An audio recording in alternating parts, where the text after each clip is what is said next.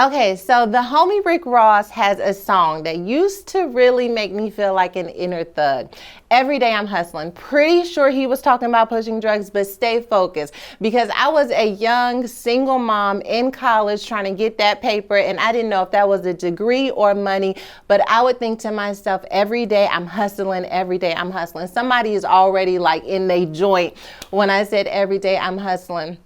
But now here we are, several years since that song came out, and hustle culture has never been more rampant. Hustle culture, this idea that every day you wake up, you gotta get it, you gotta grind, or you're doing absolutely nothing. I hope this is a word for someone watching, that hustle culture is not for everyone. There is a season where we engage with hustle culture and we get it done.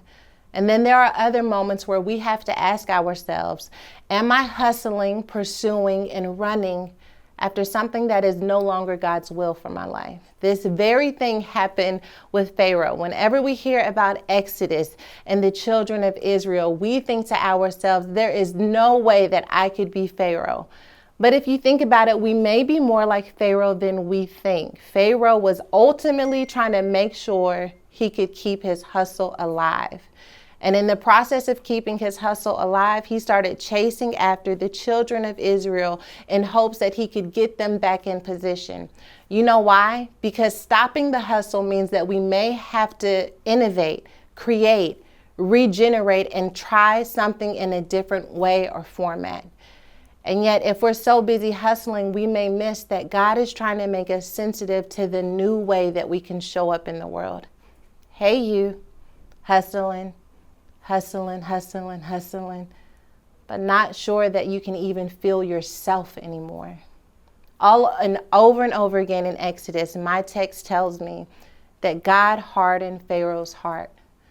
That means that in the middle of hustling, that the only way that we can stop and be sure that we're still aligned with the pace and rhythm of what God is doing in our world is if we take a moment and say to ourselves, can I still feel myself? Can I still connect with who I am at my core? Or am I just obsessed with what I do? Hey, you. When's the last time you checked in with your heart? You're hustling, but is your heart hardened? You're hustling, but are you still sensitive to the way that you're running and whether or not you should be running at all? Pharaoh was so busy hustling that he hustled his way into the middle of the Red Sea and drowned. I don't want you to drown hustling. God has called us to have life and have it more abundantly, not to have hustle and hustle more abundantly.